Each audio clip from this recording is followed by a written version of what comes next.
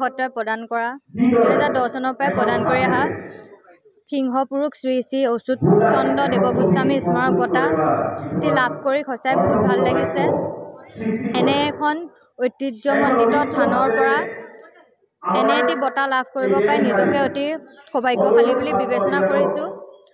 অসমীয়া ভাষাটি ৰক্ষা কৰাৰ ক্ষেত্ৰত কেৱল শ্লোগানতে সীমাবদ্ধ নাথাকি এই থানে এনেকুৱা এটি বঁটা প্ৰদান কৰি অহাৰ বাবে তেওঁলোকৰ সমূহ কৰ্মকৰ্তালৈ মই আন্তৰিক কৃতজ্ঞতা জ্ঞাপন কৰিছোঁ তথা এই বঁটাটিয়ে আমাৰ দৰে ছাত্ৰ ছাত্ৰীসকলৰ অনাগত দিনত আগবাঢ়ি যোৱাত উৎসাহ উদ্দীপনা তথা অনুপ্ৰেৰণা প্ৰদান কৰিব বুলি আশা ৰাখিছোঁ।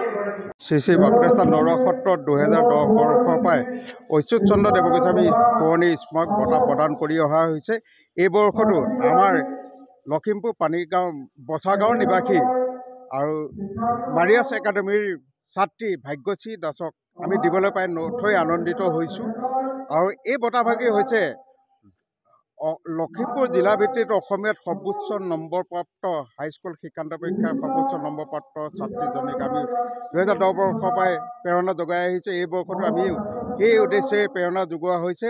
এই আমাৰ আজি এই মূল সভাত আমি আমন্ত্ৰিত কৰিছিলোঁ বহুকেইজন ব্যক্তি, আমাৰ শিক্ষা বিষয়া, লখিমপুৰ জিলা শিক্ষা বিষয়া আৰু আমাৰ ঢকুৱাখানা সমৰ জিলাৰ আয়ুক্ত মহোদয় আৰু এনেকৈ কৰি বিভিন্ন শিক্ষাবিদসকলকে আমি আমন্ত্ৰণ কৰিছিলোঁ। তেখেতসকলৰ বিশেষ কাৰ্যালয় কাম কাজত অকণমান হেৰিয়াত থকাৰ কাৰণে তেখেতসকল আমাৰ এই সভাত উপস্থিত হ'ব নোৱাৰিলে, তাৰ বাবে আমি দুখিত।